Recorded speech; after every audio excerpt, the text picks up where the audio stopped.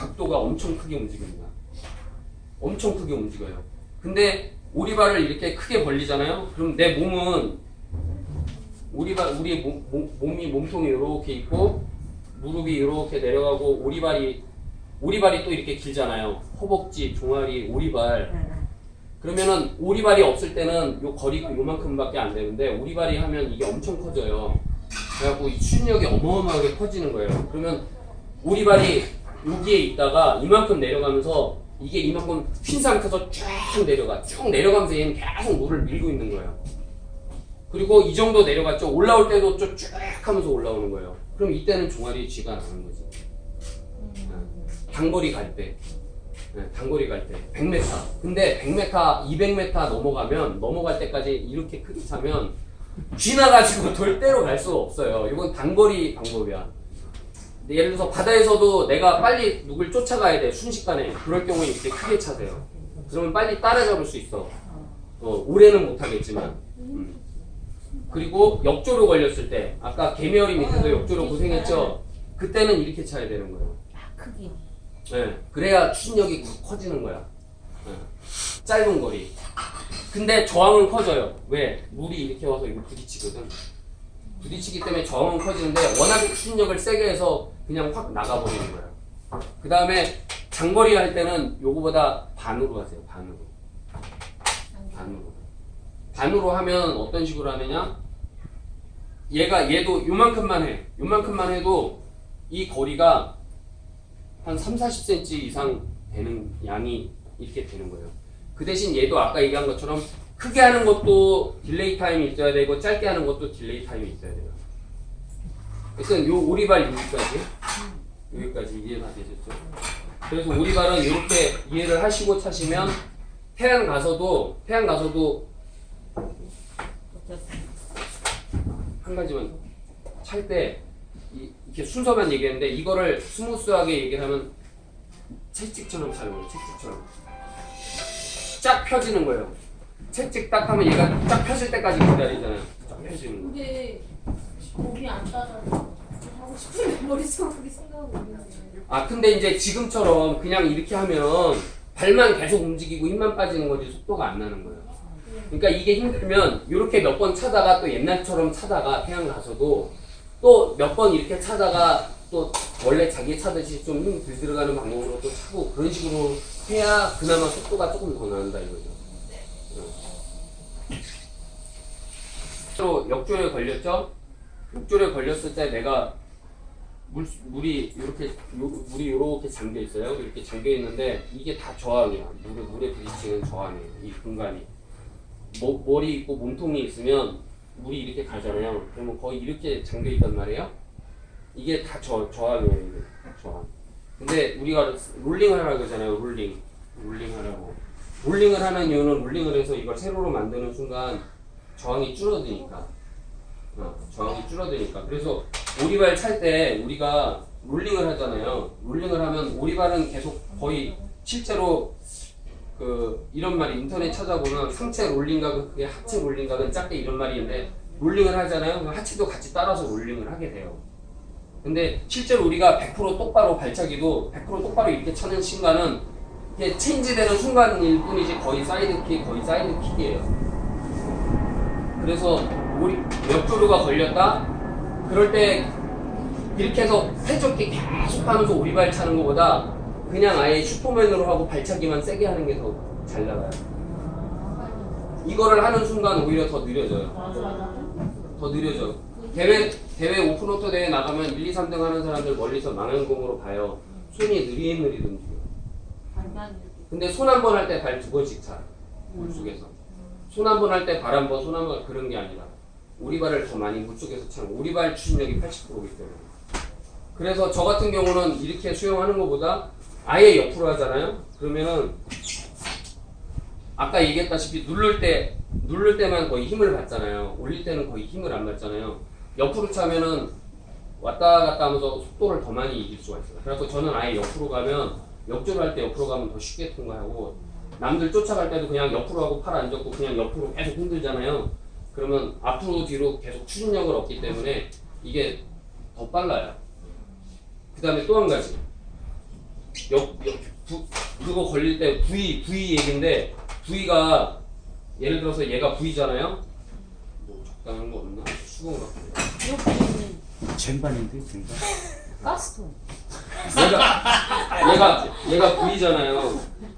얘가 V면 다들 이렇게 잡고 수영을 해. V 잡고 발차기 할 때.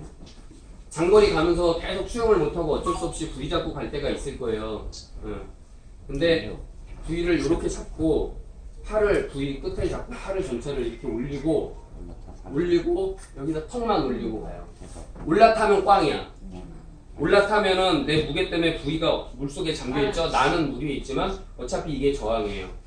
근데 내가 V를 이렇게 하고 있으면 내 몸은 슈트가 띄워져서 그냥 수영할 때보다 수면이 이렇게 쓰면 내 몸은 조금 더 떠 있어요. 그냥 슈트 없을 때보다. 그리고 V가 이렇게 떠 있고 또 V에다 팔을 얹고 V를 꾹 누르잖아요. 몸이 더 떠요. V는 살짝 가라앉고. 그러면은 이게 저항이 더 작기 때문에 수영을 막 해갖고 가는 것보다 더 빨라요. 그래갖고 개미어리 밑에서 역조를 막 하잖아요. 남들 다 이렇게 할 때 저는 몇 번씩 올라갔다 내려갔다 해요. 막 카메라 들고. 나 V 잡고 올라가. 역조를 할 때. 그러면 오히려 저항이 더 적어지면서 더 빨라져요. 실제로. 그리고 여기 그 속재형이라고 작년에 부흥돼서 엄청 활동하신 형님인데 그 형도 V 잡고 가는데 남들 수영하는 것보다 더 빨라요. 여기 김민 씨도 V 잡고 가는데 남들 수영하는 것보다 훨씬 더 빨라요. 빠르더라. 나는 V 잡는 게 틀렸다고 생각을 안 해요. 속도만 맞으면. 근데 속도 안 되면서 제대로 못 차면서 아까 얘기한 그 오리발차기 방법 플러스 V 제대로 잡고 차면요. 속도 제대로 맞추면 전 그거에 대해서 뭐라고는 안 해요. 쫓아오니까. 근데 자꾸 가지고 발차기도 설설하고 쫓아가야지 하는 의지도 없이 그러신 분들 보면 답답한 거지. 그거는 꽝이에요. 그렇게 쫓아오면 된다. 그리고 V 이렇게 잡고 역조로 걸렸어요. 만약 우리 가서 걸렸어? V 이렇게 잡고 아까 내가 얘기한 오리발차기 방법으로 하면 그 역조를 통과할 수가 있어요. 아니면 V를 이렇게 잡고요. 옆으로 해갖고 아까 이 사이클 갖고 V에다 머리를 얹어. 그럼 머리가 편해져요. 편해져갖고 옆으로 쫙 가. 그럼 저항 없이 쫙 더 빨리 가요. 역조류가 없을 때도 잔잔할 때도 그렇게 가면 더 빨라요. 딴 사람들 따라잡는 나만의 비법이에요. 그러니까 여기에 수영이 익숙하지 않고 계속 이걸로 쫓아가기 힘드신 분들은 여성분들 제가 얘기한 방법 잘 기억해놨다가 그걸로 쫓아오세요. 근데 이거라고 그냥 쉬운 건 아니고 노력을 해야지 이것도. 힘들어 발차기하면 사이드킥으로 빠져나왔어. 그래서 옆으로 사이드킥을 해서 가든가. 근데 이건 종아리에 쥐가 날 수가 있으니까 사이드로 해서 앞뒤로 흔드는 거는 종아리에 쥐가 날 수 있으니까 그거는 또 약간 연습도 해야 되고 삐뚤어져. 똑바로 가기가 힘들어요. 연습 훈련이 돼야 되고 V 잡고 올라타서 발차기를 해서 따닥 쫓아가고 또 그러다가 그렇게 계속 가면 여기 다리 힘만 계속 쓰기 때문에 여기가 힘들어요. 그래서 그렇게 가다가 수영을 하다가 그렇게 가다 하면 속도 떨어뜨리지 않고 자기 체력을 팔도 썼다가 다리도 썼다가 번갈아 가면서 분산을 할 수가 있는 거죠. 그거 기억을 해서 그거 기억을 해서 태안에 잘 완영을 해주셨으면 합니다. 그러면 일단 그게 내 그 근육 속에 글리코겐으로 저장이 되는데 하루 왕창 먹었죠? 그러면 그날 똥으로 나가는 게 많아. 근데 그 다음에 또 많이 먹어. 그러면 먼저 먹었을 때 똥으로 나가는 거 말고 근육에 저장됐죠? 근데 그 다음 끼에 또 많이 먹으면 또 저장되고 또 저장이 돼요.